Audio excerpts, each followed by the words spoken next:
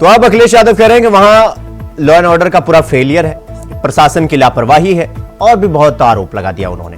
अब आपको संभल के विधायक का भी एक बार बयान सुनवा देते हैं, एक बार सुनिए आप जरा वो भी क्या कह रहे हैं, एक बार सुन लीजिए, फिर चर्चा की शुरुआत करेंगे। सुनिए। उनके गम में अपना को शामिल करने आया, अल्लाह ताला इस बच्चे को जन्नतुल फिरदौस में जगह अता फरमाए। ये शहीद हुआ है हमारा भाई, मस्जिद के नाम पर शहीद होने के लिए पूरी मुस्लिम कौम तैयार रहती है हर वक्त। जो कुछ भी हुआ अच्छा नहीं हुआ, जिसने भी किया वो अच्छा नहीं किया। ये बच्चा जो है बहुत कम उम्र का था और अपने घर के परिवार को पालता पोसता। मैं सभी जगह गया हूँ और सभी से के परिवार से मैं अपने संवेदनाएं दी हैं और उनके बात को सुना है। मेरा पार्टी का डेलीगेशन आने वाला था कल, मगर यहाँ के डीएम ने पाबंदी लगा दी और 10 तारीख तक के लिए पाबंदी लगा दी गई है। 10 के बाद दोबारा हमारा प्रतिनिधिमंडल यहाँ आएगा, फिर हर शहीद के घर पे जाकर उनको संवेदनाएं देगा, उनके गम में अपने आप को शरीक करेगा। ये सब माननीय राष्ट्रीय अध्यक्ष अखिलेश यादव की तरफ से भेजा जा रहा है डेपुटेशन को। मुझे उम्मीद है कि वो सब इन बच्चों की मौत को पर उनके परिवार को बच्चा तो ला नहीं सकते, मगर वो सहायता करेंगे। और जैसा कि उन्होंने ऐलान भी किया है कि प्रत्येक मरने वाले को परिवार को 5 लाख रुपये। तो ये तो हाल है, संभल से लेकर मामला अजमेर शरीफ तक पहुंच गया और इसके बाद हंगामा हुआ।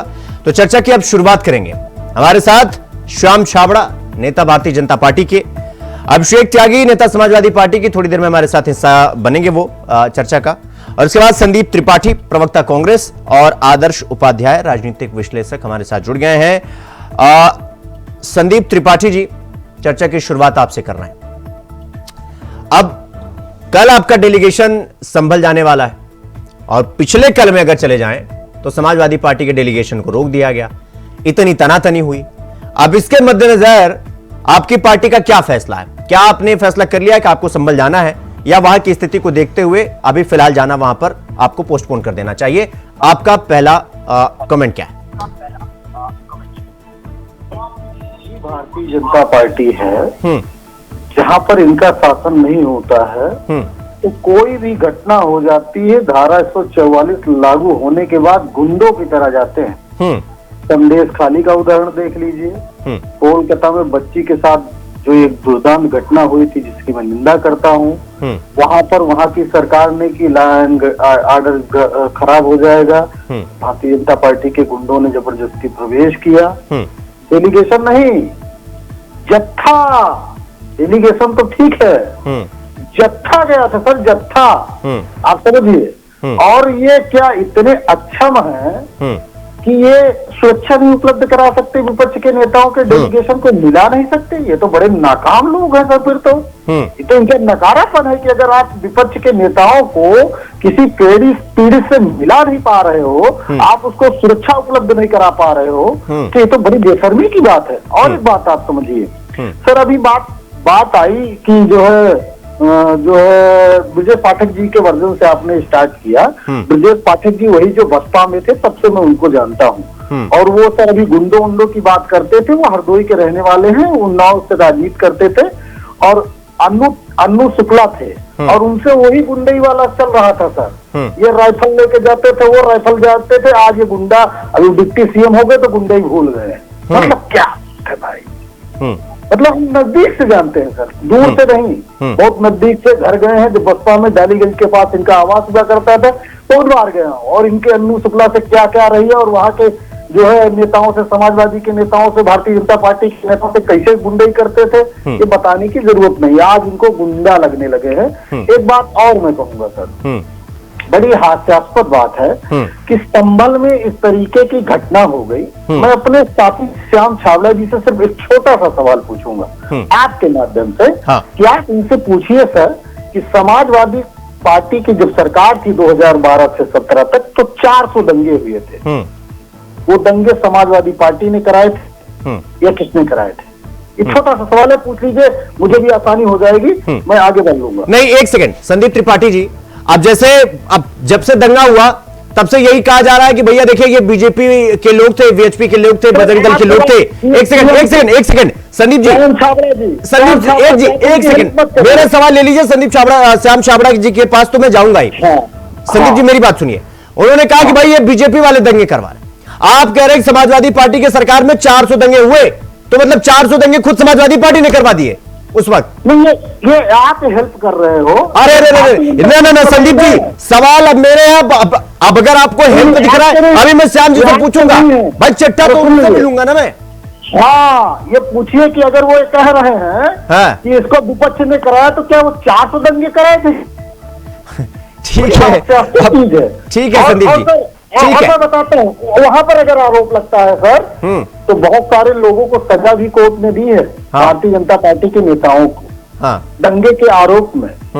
तो अगर वो कहते हैं तो सही कहते हैं। ठीक है, लेकिन ये ठीक है, जवाब ले लेते। श्याम छाबड़ा जी मैं आपके पास आ रहा हूं।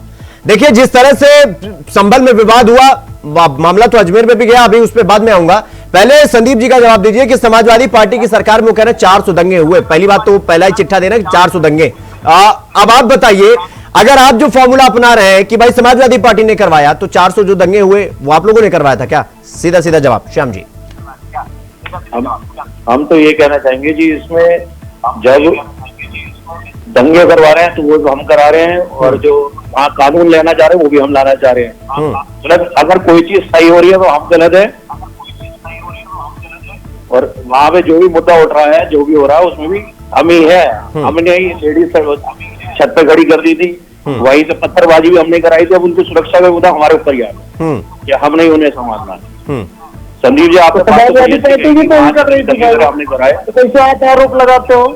समाजवादी पार्टी भी सुरक्षा भी उपलब्ध करा रही थी, जो काम कर रहे हो आप वही काम वो भी कर रही थी। तो आप कैसे कहते हो कि 400 दंगे जो है उन लोगों ने कराए, जबकि आपके नेता जो है आरोपी सिद्ध हुए हैं? नाम जिस तरीके से काम हो रहा था, और आपके नेताओं का नाम शामिल हुआ, आप इस बात को चली गई कि वहाँ पे आप कराए, वो कराए, हम क्यों कराएंगे दंगे? हमारे तो कानून है। हम बता देते हैं काहे लिए कराएंगे। इसलिए कि आपके पास न बेरोजगारी से लड़ने की क्षमता है, ना आप उत्तर प्रदेश में कोई भी एक सार्वजनिक उपक्रम आज तक लेके आ पाए। 2017 का मैनिफेस्टो आज तक आप खुद पढ़ लीजिए तो आपको शर्म लग जाएगी छाबड़ा जी।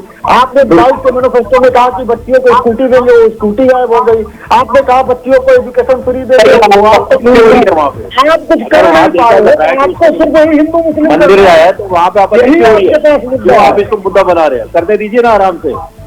उसमें किसी को गोली से मार देंगे, जो पत्थरबाजी में सहयोग दे रहे हैं। आज जो आदमियों को मौत हो गया वहाँ, उससे क्यों नहीं ध्यान दे रहा? आप बताइए, एलआईयू क्या कर रहा है? क्यों नहीं हम बात कर रहे हैं, इसको चर्चा क्यों नहीं कर रहे? एलआईयू कहाँ चला गया? आप अपनी राजनीति क्यों ला रहे हैं? लोकल इंटेलिजेंस कहाँ चली गई थी आपकी? आईबी क्या कर रही थी? तो पत्थर इकट्ठा करेंगे, आप सोते रहोगे? गाना पी के सुनते क्या रहे? आप सुनने को नहीं आप सुनने की तैयारी नहीं हो रहे। आप कह रहे हैं सिर्फ आप कह रहे हैं हम ठीक है। हाँ ठीक है, आप बताइए। आपने सही है, बात कर रहे हैं। एक सेकंड संदीप जी, एक सेकंड फिर अगली डेट में श्याम जी को दिखाइए मेरे साथ। एक सेकंड श्याम जी को मेरे साथ दिखाइए। श्याम जी, मेरा सवाल यह है कि अगर आप ये कह रहे हैं कि जो सर्वे करने गई टीम थी उन पर पथराव हुआ, छतों से पत्थरबाजी हुई और सब विजुअल भी आए, सब लोगों ने, पूरे देश ने देखा उनको, कि उसमें महिलाएं भी शामिल थी जो छत से जो है पत्थर फेंक रही थी। हालांकि उनको भी ये कहा गया कि तुम महिलाएं हैं, ये अपने घर में रहती, इनके घर का फ्रिज तोड़ दिया गया महाराज, फ्रिज तोड़ दिया गया, वो सबको दिखा, लेकिन सर टूट गया वो किसी को नहीं दिखा। श्याम जी मेरा जवाब दीजिएगा, अगर आप वहां पर सर्वे रिपोर्ट, अब सर्वे की टीम गई, सवाल यह है कि 50,000 लोग, ये बीजेपी वाले कह रहे 50,000 लोग कहां से आ गए, तो आप वो आ गए, आपकी खुफिया या इंटेलिजेंस एलआईयू किसी को कुछ नहीं पता चला कि वो 50,000 कहां से आ गए, और आसमान से टपक गए थे क्या? कानून व्यवस्था तो आप ही के हाथ में है ना श्याम जी, उत्तर प्रदेश की।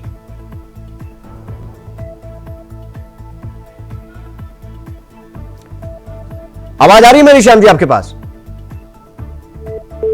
नहीं, श्याम जी की आवाज नहीं मेरी उन तक पहुंच पा रही है। आदर्श उपाध्याय जी, मैं आपके पास आ रहा हूं।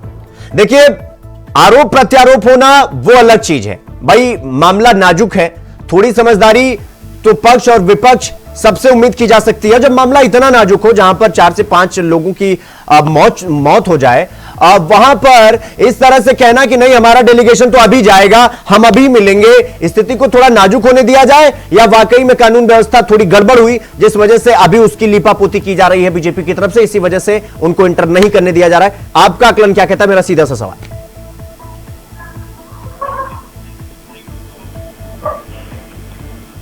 आदर्श जी, मेरी बात सुन पा रहे हैं आप मुझे?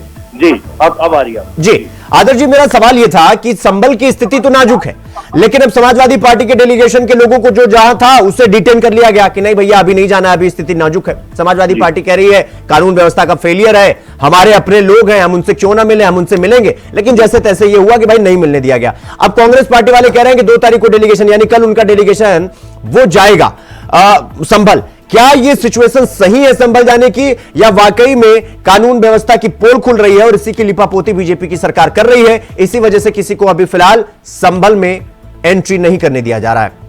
जी देखिए, मुद्दा ये नहीं है, जाना है ठीक है, लेकिन ये है कि ये इस चीज पे परेशान क्यों हो रहे हैं? ये चीज क्यों कह रहे हैं कि हमें जाने दिया जा रहा है, वो चीज नहीं होगी, रोका जा रहा है? कहां पे ऐसी व्यवस्था दिखाई दी नहीं? भाई दिक्कतें तो तब भी नहीं थी जब वहां पे एलिगेशन लगाया गया और उस तरीके की आपत्ति आई, वहां तक सर्वे कर रहे थे, वो कह रहे हैं कि वहां से पानी निकाला जा रहा है, ये हो रहा है, वो हो रहा है। कहाँ करा गया कुछ? सिर्फ एक पिक्चर्स लेने गए थे जिस पर इन्होंने इतना बड़ा विवाद खड़ा करवा दिया। जी, इसमें ये बताएंगे ना हमें कि क्यों ऐसा हुआ? नहीं तो देखिए आदर्श जी, क्या है ना, पूरा मामला अभी इतना संगीन बना हुआ है क्योंकि अब समाजवादी, अभी आज राष्ट्रीय अध्यक्ष इनके कह रहे थे कांग्रेस पार्टी के कि हमारा डेलीगेशन जाएगा। अब अगर जाएगा तो पुलिस रोकेगी तो हंगामा होगा, और फिर यही होगा कि देखिए बीजेपी वाले जानबूझकर नहीं मिलने दे रहे हैं, हम पीड़ित परिवार से मिलना चाह रहे हैं। एक माहौल बनाने की कोशिश है, या वाकई में कुछ ना कुछ अंतर खाने में ऐसा चल रहा है जो वाकई में किसी और तक वहां पहुंचने नहीं दिया जा रहा है उन्हें? मामला फंस कहां रहा है, मतलब इतना हंगामा कहां हो रहा है? हेलो जी आदर्श जी,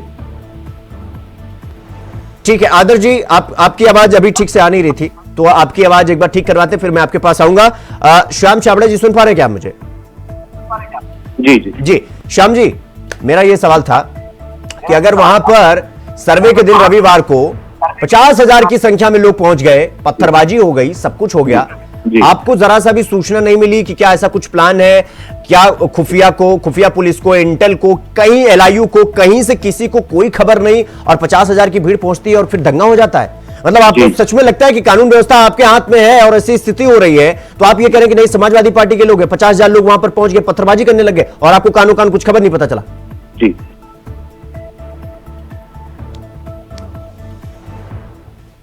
जवाब दीजिए श्याम जी।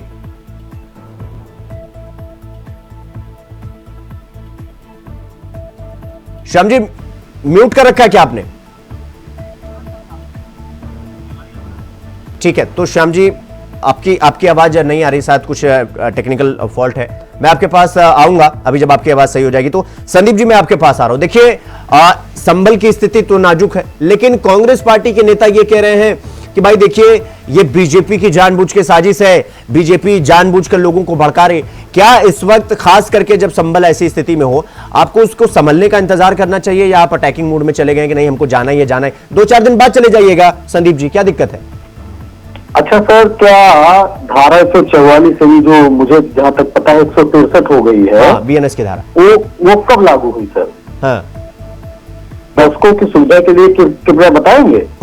मतलब जिस दिन सपा का डेलीगेशन जाना हुआ उसी दिन लागू हो जाए, ये तो हास्यास्पद है ना सर। हाँ, मतलब आप क्या छुपाना चाहते हो? मतलब उसके पहले कोई खतरा नहीं था, लेकिन 15 लोगों का डेलीगेशन जाएगा तो खतरा उत्पन्न हो जाएगा। मतलब ये तो मजाकिया बात है। दूसरी बात, सर संभल में 50,000 लोग, 10,000 लोग, 5,000 लोग, आज सर 2 आदमी नहीं घुस पा रहा है उसी संभल में। पुलिस वही है, सब कुछ वही है। अगर आपकी नीयत में खोट नहीं था तो वो लोग कैसे आ गए सर? और हो सकता है कि वो भारतीय जनता पार्टी के कार्यकर्ता रहे हो, पत्थर बरसाने वाले लोग सर। अब इनके यहाँ भी सर एक अरसे से उसमें मुस्लिम एकता मंच चलाते हैं सर, उसके लोग रहे हो, कैसे पता चलेगा? अब मैं ये न्यायिक जांच की हम लोगों ने मांग की थी, आपके चैनल पे, विभिन्न चैनलों पे की थी, उसको स्वीकार किया योगी जी, हम लोग उसका स्वागत करते हैं, लेकिन उसका थोड़ा टाइम बाउंडेशन होना चाहिए कि इतने दिन के अंदर आप जांच करके दीजिए। और एक बड़ी मजेदार बात आप समझिए, हमने बताया कि भारतीय जनता पार्टी को जैसे चारा होता है ना, किसी के लिए जीने के लिए कुछ न कुछ चाहिए, तो भारतीय जनता पार्टी की एक खुराक है दंगे, हिंदू मुस्लिम, इस तरीके की चीजें अगर ना हो तो भारतीय जनता पार्टी परिदृश्य से गायब हो जाएगी। इसलिए कि इनके पास न नीति है, न नियत है, न नेता है। नेता उधार के अभी सर विजय पाठक जी बसपा से गए हुए, अभी आपने दिखाया ही सर, और इनके आधे से ज्यादा मंत्री दूसरी पार्टी से, कांग्रेस के 4 मंत्री तो हमारे यहाँ से गए हुए हैं। तो ये उधार की पार्टी है सर, इनके वजह से हमने बताया कि न इनकी नीति है, न नियत है और न नेता है। सिर्फ इनके पास वो सर कहना नहीं चाहिए, वही लोग होते हैं जो कि समर्थक पीछे चलने वाले लोग, ना उनमें जो है कैसे शासन चलाना है, कैसे प्रशासन चलाना है, कैसे क्या करना है, वो नहीं होता है, क्योंकि इनको लगता है कि हम दंगे कराएंगे, हिंदू मुस्लिम करेंगे, चुनाव जीत लेंगे। बाकी इनके पास और आप एक चीज देखिए सर, विष्णु जैन जो इस जगह जगह रिट दाखिल कर रहे हैं, अभी आपने कहा कि दरगाह पहुंच गई, जो है राजस्थान नहीं सर, बदायूं अभी पहुंच गई सर, नीलकंठ मंदिर प्रकट हो गया। हम ये बिल्कुल कह रहे हैं सर कि जो है जो मुगल के बहुत सारे शासक रहे, वो अत्याचार किए, मंदिर तोड़े, हम इस बात को स्वीकार करते हैं। लेकिन आप बताइए कि हमारे घर में सर, हमारे घर में अगर कोई, हम 4 भाई हैं और एक भाई ने जो है हमारे ही घर के जो है किसी पोर्शन को तोड़कर वो अगर बना लिया और उस समय बहुत सारी चीजें हुई, तो आप उसी का रोना रोते हुए हम सिर्फ उसी पर चलते रहे और डेवलपमेंट की बात ना करें, ये तो मतलब मजाकिया बात बन गई। और उसी को रोकने के लिए एक प्लेस ऑफ वर्शिप एक्ट आया, इस तरीके की लड़ाई झंझट से बचाकर देश को अग्रसर करने के लिए। आज सर 5.4 जीडीपी रह गई है सर, और उसमें भी 42% जो योगदान है वो कांग्रेस शासित या गैर भाजपा शासित राज्यों का है सर, जिसमें से संख्या मुझे जहां तक याद है 7 है, आप समझिए 7 या 8 सर। और ये इनके गठबंधनों के इतने प्रदेश होने के बाद भी ये 48% जो है 58% सर रह रहे हैं देश के ग्रोथ में। तो जहां भारतीय जनता पार्टी सब जाती है वहां पर सर डेवलपमेंट नहीं होता। संदीप जी, एक छोटा सा सवाल है मेरा आपसे, आपने इतना लंबा चौड़ा सुना दिया, एक छोटा सा सवाल है, ये वक्फ बोर्ड के बारे में क्या ख्याल है आपका? देखिए, वक्फ बोर्ड सर किसी भी चीज का राष्ट्रीयकरण करना अच्छी बात है। वक्फ इस देश में 1923 से पहली बार वक्फ अधिनियम बना, 1923। उसके बाद देश को आजादी मिली, फिर 1954 में उसमें संशोधन करके, संशोधन करके उसको राष्ट्रीय जो है परिदृश्य में शामिल किया गया कि उसके ऊपर सरकार का नियंत्रण रहे, ताकि उसकी मॉनिटरिंग जो है सरकारी ढंग से हो सके। और एक मजेदार वाक्य बता रहा हूं सर, सीएम जी बहुत ही सटीक और बहुत ही एथेंटिक बात कर रहा हूं। अभी आप अपने पीसीआर को बोलिए कि अल्पसंख्यक आयोग की वेबसाइट पर जाएं और 13 सितंबर की प्रेस नोट खोल लें। 13 सितंबर की प्रेस नोट में इन्होंने जो लिखा है उसमें ये स्पष्ट लिखा हुआ है कि वक्फ संशोधन 2024 और 2 विधेयक है सर। उसका उद्देश्य यह है कि वक्फ की संपत्तियों को हम संरक्षित करेंगे। पर उद्देश्य समझिएगा, वक्फ की जो अवैध वक्फ के संपत्तियों को अवैध रूप से कब्जा किया गया उसको हम हटाएंगे। 1923 के अधिनियम को खत्म करेंगे। पर ये मैं नहीं कह रहा हूँ, उस प्रेस नोट में लिखा हुआ। ठीक है, एक सेकंड संदीप जी, आपने सारी बातें रख दी, अब मेरी बात सुनिए। नहीं, एक सेकंड संदीप जी, अब सुनिए, वन वे टॉक नहीं हो सकता ना, अब सवाल ले लीजिए। अभी आपने कहा, एक सेकंड संदीप जी मेरी बात सुन लीजिए। संदीप जी ना आप बहुत टाइम से बोल रहे हैं, अब मेरे सवाल का जवाब देना होगा आपको। मैं ये कह रहा हूं, एक सेकंड, मेरे सवाल सुन लीजिए, इसके बाद आप जवाब दीजिए। आप ही के पास आया हूं, आप चूंकि ज्ञानी आदमी है इसलिए आपसे थोड़ा ज्ञान लेना जरूरी था, इसलिए ले लिए। अब हम सवाल करेंगे आपसे। सवाल ये, आपने कहा कि विष्णु शंकर जैन वो आजकल पूरे तरीके से संभल में, बदायूं में, अलवर में, फिर इसके बाद जगह जगह पर जाकर वो मंदिर ढूंढ रहे हैं। ये ढूंढा कैसे ढूंढ रहे हैं? ये संवैधानिक जरिया है ना कि वो सड़क पर पत्थरबाजी कर रहे हैं? चलिए मैं जवाब दे देता हूँ। हाँ। पहली बात, वक्त के संबंध में जो मेरी बात अधूरी रह गई मैं उसको पूरा कर दूं। मेरे कहने का आशय ये है कि अगर आप आधिकारिक रूप से ये कहते हो कि वक्त को आप संरक्षित करना चाहते हैं, हाँ। उसकी जमीनों को बचाना चाहते हैं, तो आपके नेता आकर टीवी पर भड़काऊ बातें क्यों करते हैं? अच्छा। पहली चीज। हाँ। दूसरी चीज, अभी आपने कहा कि विष्णु जैन, पहली बात तो वो जैन वीर सावरकर जी को हमें याद करना होगा और पढ़ना होगा। वीर सावरकर जी ने कहा कि जो हमारे धर्म से निकल कर गए और एक नए धर्म की स्थापना की, वो मुस्लिमों से ज्यादा गद्दार है। हम नहीं कह रहे हैं। त्रिपाठी जी, मैं अभी तक आपको सुन रहा था ना, मुझे अच्छा लग रहा था। अब मैं आपको सुन रहा हूं तो मैं सोच रहा हूं कि कितना, मतलब अभी आप हिंदू मुस्लिम को ध्यान दे रहे थे, अभी आप मुसलमान बता रहे थे कि सब चारों भाई एक हैं, और अभी आप सावरकर को फॉलो करने लगे। मान गए हम आपको। ठीक है संजय जी, मैं आपके पास आऊंगा ना, आपके पास आऊंगा। बहुत लंबा वक्त हो गया और भी हमारे पास 3 मेहमान हैं। मैं आपके पास आऊंगा, पक्का आऊंगा, पूरा जवाब लूंगा, पक्का मैं आपके पास आऊंगा। अभिषेक जी बड़ा लेट से जुड़े हमारे साथ, आपका बहुत स्वागत। अभिषेक जी, पहला सवाल ये कि आपकी पार्टी ये कह रही है कि ये जो दंगा है ना, ये बीजेपी ने करवाया है, कानून व्यवस्था की पोल खुल गई है। अब आपके संभल के विधायक हैं, वो ये कह रहे हैं कि फिर मस्जिद के लिए कुछ भी करना पड़ेगा, किया जाएगा। ये किसने कहा कि मंदिर तोड़ी जा रही है और किस प्रकार से ये कहा जा रहा है कि मंदिर के पीछे हाथ धोकर पड़ गए? एक सर्वे होना था, सर्वे हो जाने देते, लेकिन फिर इतना बवाल हो गया और ये कहा गया डेलीगेशन नहीं जाने दिया जा रहा है। संभल की स्थिति नाजुक है, आप मुख्य विपक्षी दल है, थोड़ी संवेदनशीलता तो आपसे भी उम्मीद की जा सकती है ना। अभिषेक जी सुन पा रहे हैं मुझे? अपना दोबारा से सवाल पूछिए। अभिषेक जी, आपने म्यूट कर रखा है क्या खुद को? नहीं ठीक है, हमारी अब आवाज आ रही है? फोन एक बार कान पर लगा लेंगे तो अच्छे से आवाज आएगी अभिषेक जी आपकी। अब ठीक है, आवाज आ रही है मेरी? ठीक है, उनका एक बार फिर से उनको अभिषेक जी को जोड़ने की कोशिश करिएगा। आदर्श जी कृपया आप स्काइप अनम्यूट कर लीजिए। आदर्श जी, हाँ अब ठीक है, अनम्यूट करिए सर। हाँ आदर्श जी, आप सुन पा रहे हैं मुझे? जी दुबे जी, मैं ये बताना चाहूंगा। हाँ। मैं जैसे संदीप जी की बात सुन रहा था, हाँ। तो मुझे बहुत अच्छा लगा। संदीप जी हिंदू मुस्लिम दंगे से अलावा पूरी नॉलेज के साथ देश को गाइड करते हुए, तो अच्छी चीज है। पर आप देखिए हम जा किस तरफ रहे हैं। मंदिर मस्जिद, ये जो आप क्या समझते हैं जो बांग्लादेश में हो रहा है हिंदुओं के साथ, वो किस चीज का साइड इफेक्ट है? वो हमारे देश का साइड इफेक्ट है।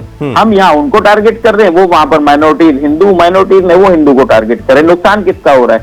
नुकसान देश की आम जनता का हो रहा है। इस लड़ाई झगड़े में ये जो फसाद हुआ, एक 17 साल का बच्चा मारा गया, उसकी माँ से किसी ने जाके पूछा क्या हालत है?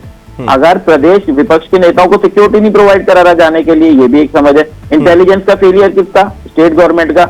जब आपने एक चीज का सर्वे किया है, आपको आइडिया होना चाहिए कि कल वहां पर क्या हो सकता है। या तो स्टेट गवर्नमेंट की मंशा गलत थी कि चलो जो होगा हो जाने था, पुलिस वाले भी मर सकते हैं, आम लोग सकते हैं, दंगा बड़ा होगा तो फायदा किसको होगा? ये पूरा देश समझता है।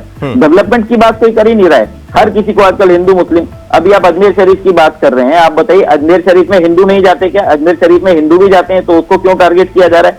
मोहन भागवत जी का एक बयान था कि आप हर जगह शिवलिंग ढूंढोगे तो वो भी गलत है। तो अभी मुझे लगता है कुछ दिन में मोहन भागवत जी की हालत भी बीजेपी लालकृष्ण आडवाणी जैसी कर देगी कि भाई अभी ये हमारे हिसाब से बोल नहीं रहे तो इनको भी रिटायर करो। हाँ। हमको डेवलपमेंट के मुद्दे पे जाना है। देश डेवलपमेंट के मुद्दे से बिल्कुल भटक चुका है। श्याम छाबरा जी बताएं, जीडीपी कहाँ गई, नौकरियां कहाँ गई, 15 लाख कहाँ गए, डेवलपमेंट कहाँ गया? जब भी कोई सवाल पूछा जाएगा, देश में बड़ा अच्छा फैशन चल गया, हिंदू मुस्लिम करा दो, और हिंदू मुस्लिम का फायदा किसको मिलता है ये सब जानते हैं। मैं किसी पार्टी की तरफ से नहीं बोलूंगा, पर लोगों को डिबेट जो करना चाहिए, लोगों को अपनी बात रखनी चाहिए, देश की डेवलपमेंट के लिए रखनी चाहिए। नहीं तो आदर्श जी एक बात बताइए, अभी आपने कहा कि हिंदू मुस्लिम की बात करना, आप कह रहे हैं कि जीडीपी की बात और फिर विकास की बात। सवाल ये है ना आदर्श जी कि इस देश में एक पक्ष ये कहता है कि भाई देखिए, अगर मंदिर की बात की जाए तो ये कहा जाता है कि देखिए जानबूझकर जो है ये बीजेपी करवा रही है या कांग्रेस करवा रही है। सवाल ये खड़ा हो जाता है कि ये वक्फ बोर्ड को लेकर तो कुछ सोचना पड़ेगा ना। अभी एक वाराणसी के 115 साल पुराने स्कूल को वक्फ बोर्ड ने कहा हमारी प्रॉपर्टी है, ये ठीक लगता है आपको? सर जी, ये तो वही हो रहा है, टिट फॉर टैट, तुम मुझे मारो मैं तुम्हें मारू, बात किस चीज की हो रही है? नहीं तो कहीं ना कहीं जाकर रुकना पड़ेगा ना उपाध्याय जी। जी दुबे जी, मैं वही बोल रहा हूँ, अभी जो कोर्ट में पिटिशन दाखिल हुआ, हाँ। वो लॉ के तो अगेंस्ट था ना, वो क्यों एक्सेप्ट हुआ? इतनी जल्दी सर्वे क्यों कराया गया? बस वोट भी अगर गलत है तो गवर्नमेंट किस चीज के लिए? भाई सीएम आपका, पीएम आपका, डीएम आपका, पुलिस आपकी, आप ये चीजें होने के दे रहे हो, फेलियर किसका है? सत्ता में कौन बैठा है? जवाबदेही सत्ता में जो बैठा है उसकी होती है, विपक्ष का काम है मुद्दे को उठाना। पर देश की कानून व्यवस्था किसकी जिम्मेदारी, प्रदेश की कानून व्यवस्था किसकी जिम्मेदारी? लोगों ने सोचना ही बंद कर दिया कि सरकार का काम है। लोगों का बस एक हो गया, कांग्रेस हो गई, सपा हो गई, मुस्लिमों के हो गए, ठीक है, हम हिंदू हो गए, दो तरफ से दंगा चलेगा तो मरेगा तो आम आदमी। डेवलपमेंट कहाँ गया? ठीक है, आदर्श जी मैं आपके पास आऊंगा। श्याम छाबड़ा जी मैं आपके पास आऊं, उससे पहले अभिषेक त्यागी जी के पास जाऊंगा, काफी देर से जुड़े हैं। अभिषेक जी, आपकी पार्टी ये कह रही है कि ये जो दंगा हुआ ये बीजेपी के लोगों ने करवाया, वीएचपी वाले थे, बजरंग दल वाले थे, और इसमें 5 लोगों की मौत हुई और उस सबको 5-5 लाख रुपए दिया गया समाजवादी पार्टी की तरफ से। कल आपका डेलीगेशन भी जा रहा था, सारा कुछ हुआ। सवाल ये कि अब कहीं ना कहीं संभल को थोड़ा संभलने दिया जाए, और इसके बाद बहुत समय रहेगा संभल के लोगों से मिलने का। तो क्या आपको लगता है कि सही समय पर यह राजनीति अभी ना किया जाए तो शायद थोड़ी संवेदनशीलता समाजवादी पार्टी से भी लोग तो उम्मीद करते हैं, आप मुख्य विपक्षी दल हैं। हाँ, देखिए मेरा ये मानना है संभल के मामले पर जिस प्रकार से निर्दयी रूप से वहां लोगों की हत्या हुई है, ठीक है, और बहुत ही सुनियोजित तरीके से भाजपा ने ये सब काम कराया है। हाँ। और उसकी जवाबदेही सरकार में बैठे हुक्मरानों की है। उन्हें जवाब देना होगा, उन्हें बताना होगा कि क्यों लोगों की भावनाओं के साथ वो अब ये खिलवाड़ कर रहे हैं, क्यों इस प्रकार की वो बार बार उकसा रहे हैं लोगों को। है, एक समय था कि जब विकास की बात होती थी, आज इन्हें सिर्फ और सिर्फ इन्हीं बातों से मतलब है कि मुसलमान को टारगेट करके और अपनी रोटियां सेक लो। लेकिन मुसलमान किस प्रकार से इस समय इनके मानसिक उत्पीड़न का शिकार है, किस प्रकार से आज वो झेल कर इस देश का अपनी देशभक्ति सिद्ध करने को मजबूर है, किसी ने उससे आज तक इस बात को नहीं पूछा। सरकार इनकी, हुक्मरान इनके, प्रशासन इनका, एसएसपी इनका, डीएम इनका, एलआईयू इनकी, फिर भी दंगे कोई और करा रहा है। तो ये तो स्पष्ट है दुनिया के सामने कि ये इनके पास सिर्फ 2 मुद्दे हैं, या तो ईवीएम इनके पास मुद्दा है या इनके पास मुसलमान मुद्दा है। मस्जिदों के सामने जाकर ये उकसाते हैं, तलवारें लहराते हैं, डीजे पर जोर जोर से ये शंखनाद करते हैं कि आओ हमसे लड़ो। इसके लिए जिम्मेवार कौन है, मैं ये जानना चाहता हूँ आपके चैनल के माध्यम से। अगर समाजवादी पार्टी ने एक वाक्य हमारी जनसंख्या की एक आबादी के साथ हुए अत्याचार के सुर में सुर मिला दिया, तो उसमें सभी लोगों को समस्या होगी। अरे विपक्षी दल है, हमारा काम है मुद्दे उठाना, जैसा कि अभी आदर्श जी ने कहा, जवाब देना काम है सरकार का। ये कैसे हो गया, इसका जवाब दें।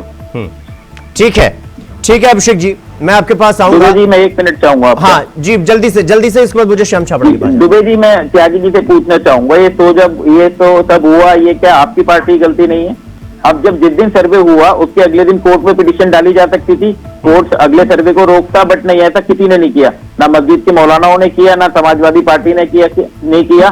क्यों नहीं किया? क्योंकि मुझे लगता है आप लोगों की मंशा भी ये थी, एक बार हो हल्ला हो जाने दो, हमारा मुस्लिम हमारी तरफ आ जाएगा, जो सीटें आएंगी शायद उससे बढ़ जाए, उससे तो रिटेन हो जाए। नहीं, आप लोगों के पास, विपक्ष के पास टाइम था कोर्ट जाने का, पर विपक्ष कोर्ट उसके बाद क्यों गया? आप लोगों की मंशा भी गलत है। आप कोर्ट जा सकते थे ना, आप अगर कोर्ट गए होते, तो वहां से लगता अगला सर्वे नहीं होता, तो ये दंगे भी नहीं होते, ये हमला नहीं पुलिस पे होता। ये भी ऐसा था ना, सारी पार्टियां मिली हुई हैं, सारी पार्टी को एक बार माहौल गर्म हो जाने तो अपनी रोटियां सेक लेंगे। नहीं, आपके पास कोर्ट जाने का वक्त था कि नहीं था? हमें क्या पता कि क्या होने वाला है, ये बताइए। क्या हम, अरे जब आपको पता ही नहीं क्या होने वाला तो आप विपक्ष के, अभी एक दिन सर्वे हो गया, अगले दिन वापस से सर्वे होगा, आप कोर्ट से स्टे ला सकते थे ना कि भाई अगला सर्वे ना कराया जाए। ये भी करने से काम थोड़ी नहीं चलेगा, हमें कैसे पता? आप अगला कोर्ट जाके आप उस सर्वे को रुकवा सकते थे ना, अभी भी तो रुका, अभी भी तो सुप्रीम कोर्ट ने संज्ञान लिया ना, तो आप कोर्ट जाके उस सर्वे को रुकवाते, ये सब चीजें होती नहीं। ये तो वही हो गया कि पहले हो जाने दो, उसके बाद अभी 5-5 लाख रुपए मुआवजा बांट दिया आपने, चलो ठीक है। क्या आपने अपना वोट नहीं, आपने अपना वोट बैंक फिक्स कर लिया, 5-5 लाख बार। मैं मानता हूँ आपको संवेदना होगी, बट आप हमारा वोट बैंक है, ये मैं बता दूं, सारा हिंदुस्तान हमारा वोट बैंक है, पूरा उत्तर प्रदेश हमारा वोट बैंक है। नहीं, तो आप भी समझिए ना, तो आप कोर्ट क्यों नहीं गए? आपने दंगा होने क्यों दिया? कि आपकी पार्टी को पता नहीं था कि भाई कोर्ट जाके रुकवाया जा सकता है? इतने बड़े बड़े लोग हैं, इतने बड़े बड़े नेता आपके साथ जुड़े, इतने बड़े बड़े वकील आपसे जुड़े, आपने जाके वो रुकवाया क्यों नहीं?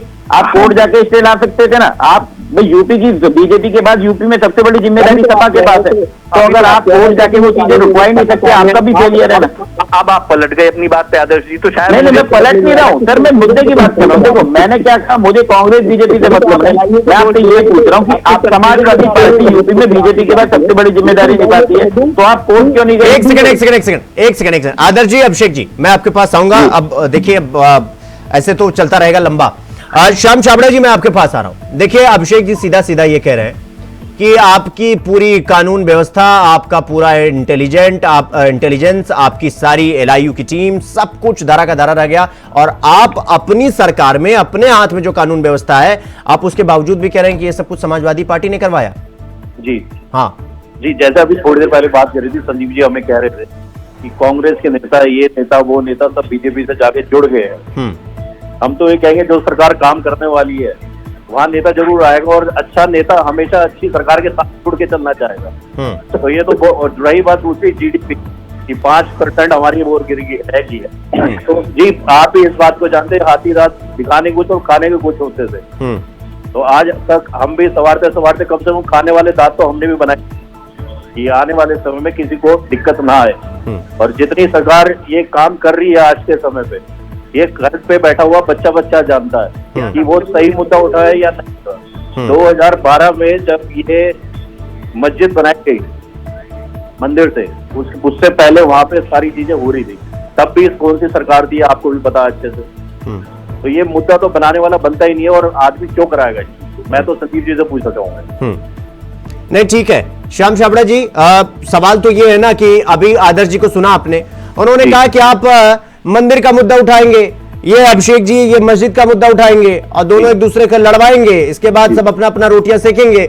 जनता का कहां इस पे फायदा हो रहा है? जनता तो पिस रही है ना। सर्वे था, वहां जाके ये देखना था कि वहाँ क्या और क्या नहीं, बाहर अंदर चीजें चल रही है, बाहर चीजें अपना। आपने सुना होगा जब वहाँ सर्वे चला तो किसी के पास फोन भी नहीं था, लेकिन बाहर तक कैसे बात पहुंच गई है जी, पानी निकाला जा रहा है, ये करा जा रहा है। तो ये भी तो कोई तो अंदर मुखबरी होंगे जहाँ से ये आई है। भाई चीजें अंदर चल रही है, उससे पहले बाहर पहुंच गई है। मतलब बाहर सारे सुरक्षाकर्मी जितने थे, सारी सबको पीछे रास्ते से वहां से सेफली बाहर निकाला गया और थाने तक पहुंचाया गया। अब इतना कौन देगा? हम अपने आदमियों को मरवाएंगे, क्यों चीज करी?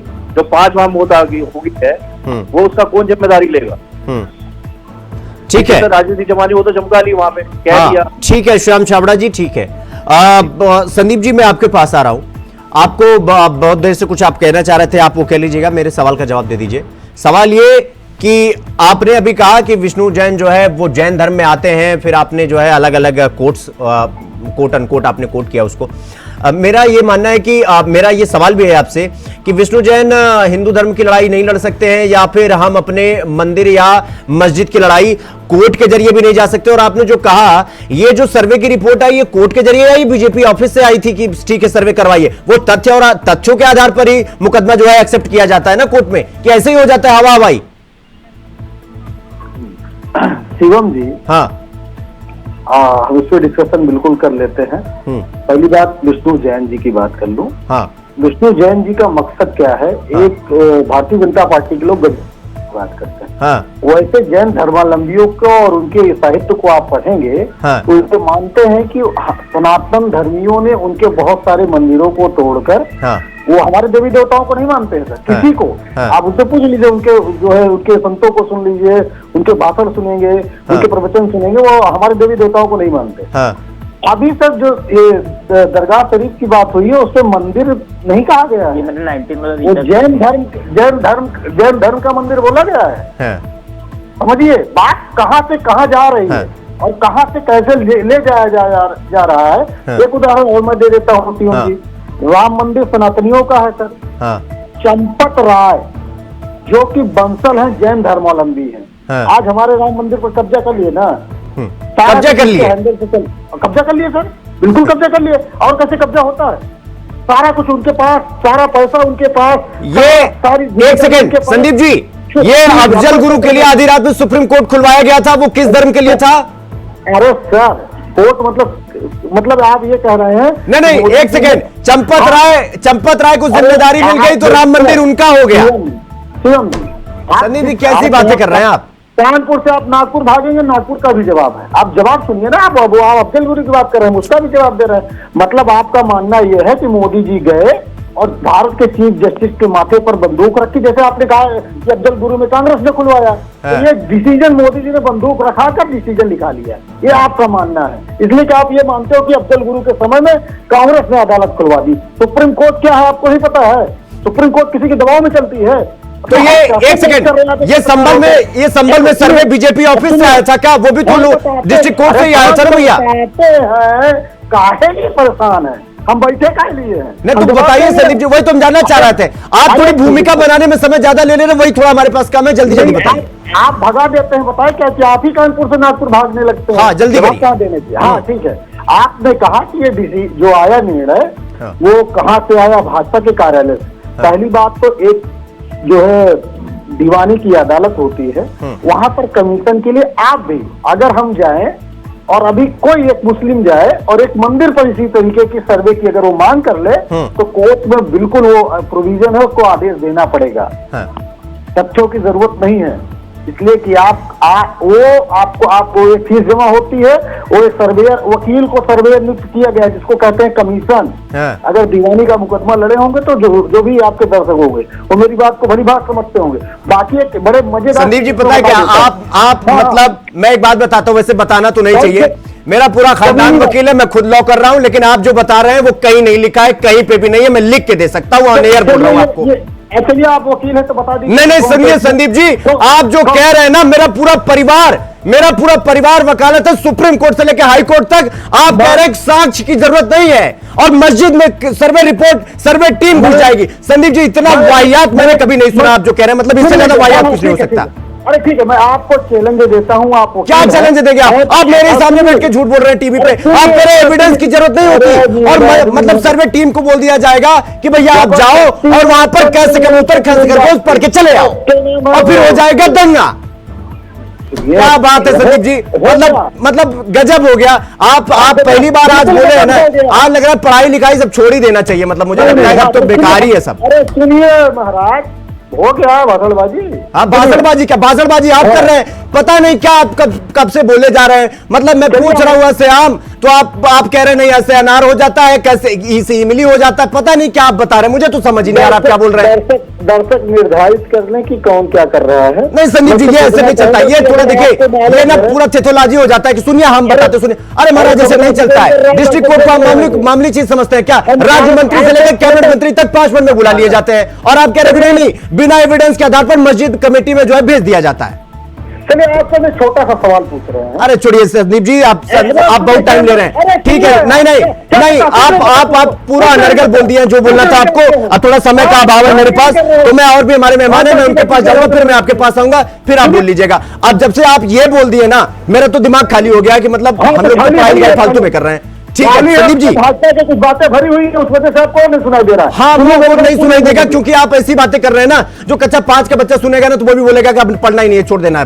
बता दीजिए कि कौन सा उसमें कमीशन मिला। अरे ठीक है संदीप जी आप ऐसी बातें कर रहे हैं, आप मतलब सोच कर देखिए, मतलब सोच कर देखिए। सुनिए हमारा जो परिवार है ना, मैं खुद लॉ का स्टूडेंट हूं, मैं खुद पढ़ाई कर रहा हूं। आज आप जो बोले हो ना, मां कसम मैं बता रहा हूं, मैं शर्मसार हो गया अभी संदीप जी, मैं शर्मसार हो गया, सच्ची बता रहा हूं। ये टीवी पैनलिस्ट बोलकर पार्टी के प्रवक्ता के रूप में ये कह रहे हैं कि वहां जरूरत नहीं पड़ती। ये एक सेकंड, ये आप थाना चौकी समझे क्या कोर्ट को कि पुलिस अगर बोल देते कि हमारी घर चोरी हुई है तो पुलिस कहेगी चलो दिखाओ कहां चोरी हुई है। कमाल करते हैं संदीप जी। रहने दीजिए, उनकी आवाज डाउन करिए, अब मुझे कहीं और जाना है। आदर्श उपाध्याय जी मैं आपके पास आ रहा हूं। देखिए आदर्श उपाध्याय जी, मैं थोड़ा अभी मेरा फैक्ट फिगर ना थोड़ा गड़बड़ हो गया क्योंकि संदीप जी ऐसी बातें बोल दी हैं, मैं थोड़ा आउट ऑफ सर्किल के बाहर चला गया हूं। तो आदर्श उपाध्याय जी मैं आपके पास आऊंगा। अभिषेक जी मैं आपके पास आ रहा हूं। देखिए सवाल ये है कि ये कहा गया कि भाई विष्णु जैन क्यों चले गए। भाई वो कोर्ट में गए और कोर्ट में दलील जो होती है ना, याचिका जो होती है वो फैक्ट और फैक्ट के आधार पर होती है। अगर आपके फैक्ट में दम है तो वो एक्सेप्ट होगी और इसके बाद मामला हाई कोर्ट जाएगा, सुप्रीम कोर्ट जाएगा, वो जाते जाएगा। लेकिन अगर संभल में सर्वे की बात कही गई तो सर्वे के लिए अगर वहां पर टीम गई, बवाल हुआ तो वो संवैधानिक था, दंगा हुआ, वो छोड़ दीजिए। लेकिन ये वक्फ बोर्ड और ये वर्शिप एक्ट, ये दोनों ठीक है क्या? नहीं, मेरा मामला है कि अभी संबल पे विवाद चल रहा है, संबल पे जो है चर्चा चल रही है, तो नहीं नहीं नहीं, ये जुड़ा हुआ है, ये जुड़ा हुआ है अभिषेक जी, ये जुड़ा हुआ है, इसको अलग नहीं कर सकते क्योंकि बात विष्णु जैन पर जाएगी तो बात वक्फ बोर्ड पर भी उठेगी। और चेयरमैन की नियुक्ति कौन करता कहाँ हो, आता जाता कुछ होने से हो जाएगा। अरे संदीप जी अब एक मिनट रुकिए, मुझे पता है कि आप खड़ा हुए, मुझे पता है संदीप जी, मुझे पता है, एक मिनट रुकिए, इनकी आवाज डाउन करिए, इनकी आवाज डाउन करिए, पहले संदीप जी की आवाज डाउन करिए। कुछ भी बोले जा रहे हैं, मतलब और भी हमारे मेहमान हैं, इनका समय भी बहुत कीमती है, यहाँ कुछ भी नहीं बोला जाता है। अभिषेक जी अपनी बात रखिए। जी, मैं ये कह रहा हूँ कि फिलहाल तो जिस तरह की बहुत दुखदायी घटना संबल में हुई है, हाँ। उसकी तुलना मैं यहाँ अभी मैं बहुत दुख में हूँ इस समय उस प्रकार की घटना के बाद में, और मैं किसी और मुद्दे पर आज बोलने की ना उसकी तुलना मैं किसी और से करना चाह रहा हूँ। ये एक राष्ट्रीय नहीं, ये एक अंतर्राष्ट्रीय बहुत बड़ी घटना है, पूरे विश्व के सामने जो एक संदेश गया है हमारे देश का, कानून व्यवस्था का, एक धार्मिक संप्रदाय सौहार्द खराब होने का। ठीक है, मैं इसके प्रश्न पूछना चाहता हूं सरकार से कि आप जब चलिए मान लिया कोर्ट का ऑर्डर आया है, डीएम को, एसएसपी को, पूरी व्यवस्था को उसकी जानकारी थी, उन्होंने क्यों, अगर इस प्रकार के कुछ तत्व थे या कुछ हुआ, कुछ भी हिंसा हुई है, तो उसके लिए विपक्ष कहाँ जिम्मेदार है? मैं ये जानना चाहता हूँ, क्यों नहीं सरकार से सवाल पूछे जा रहे हैं? क्यों इस घटना को इतना बड़ा तूल देकर आज इसे बढ़ाया जा रहा है? मैं ये जानना चाहता हूँ। तो आपको लग रहा है कि इस मामले को तूल पकड़ाया जा रहा है? अंतर्राष्ट्रीय मुद्दा बन चुका है, कल को हमसे विश्व के प्रतिनिधि पूछेंगे कि ये क्या कर रहे हो अपने देश में, तुमने क्या बवाल करा? ठीक है अभिषेक जी, श्याम छाबड़ा जी जवाब दीजिए, कल उनसे जो पूरा विश्व पूछेगा कि ये क्या चल रहा है आपके देश में, तो वो क्या जवाब देंगे? आपको मतलब आप सरकार चला रहे हैं, आपको तो जवाबदेही तय करनी पड़ेगी ना अपनी। जी, इन्होंने तय कर रखी है अपनी जवाबदेही कि मुसलमानों के कंधे पे रख दो बंदूक और ईवीएम के कंधे पे रख दो बंदूक, बात खत्म हो गई। बस हम तो अपनी शैली पे चलेंगे, हम तो स्पेस टेक्नोलॉजी से सड़क बनाएंगे, बात खत्म हो गई। अभिषेक जी कहा किसी पे बंदूक रख, ये तो आप भी जानते कौन बंदूक रखता और कौन नहीं रखता, ये पूरा विश्व देख रहा है। आप जो बोल रहे हैं ना, पूरा विश्व जल्दी से श्याम छाबड़ा जी, मेरे पास समय थोड़ा कम है, आदर्श जी के पास क्या जाना